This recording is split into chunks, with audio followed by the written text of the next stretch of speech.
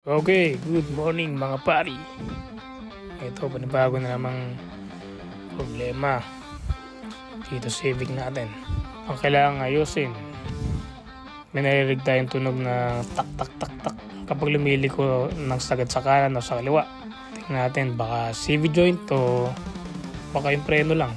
Kailangan na rin kasing reface tong rotor disc ng left and right na harap natin eh.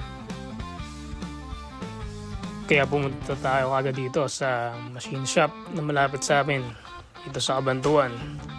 Sa itong pumipreno kasi may narinig talagang maingay. Parang tak tak tak din yung tunog eh. Pag malapit na huminto, tapos siya preno. Pero kapag mabilis naman, pag pumipreno, wala siyang maingay na tunog. Pag malapit na lang talaga huminto. Yun, medyo oblong na kasi yung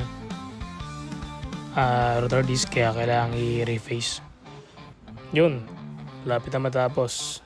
Yan, tatanggalin na lang yung disc. Pinahinto na rin yung machine. Yan, tetest na natin. Yan, kinabit na yung rotor disc. Kinabit na rin yung calipers. Yan, medyo makinis na siyang tingnan. Malalaman natin kung okay talaga yung pagka-reface. Kung may tunog pa rin, makikita natin mamaya kung preno lang ba talaga yung problem. Yan, pagka-test drive, hindi pa rin talaga mawala yung tunog pag lumiliko ng sagad sa kaliwa o sa kanan. Ang nawala lang yung preno. Pag malapit na huminto, yun, nawala na yung tunog kasi na-reface na.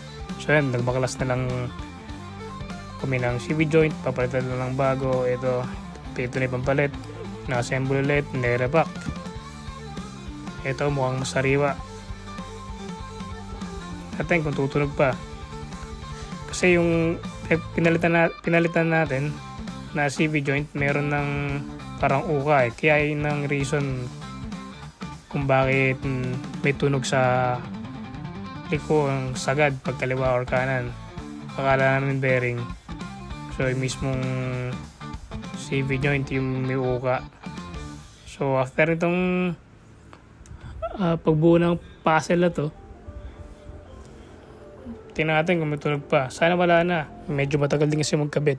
Yan, ito na. Nabuo na yung CV joint na ikakabit natin sa axle natin.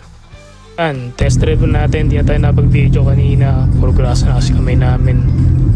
Yan, mukhang smooth naman talaga yung kinalabasan. Pag na CV joint, ako na yung preno. Pag niligo sa kaliwa, kanan, ng sagad, wala na ring tunog. Okay na ang test drive, inabot na kaming gabi.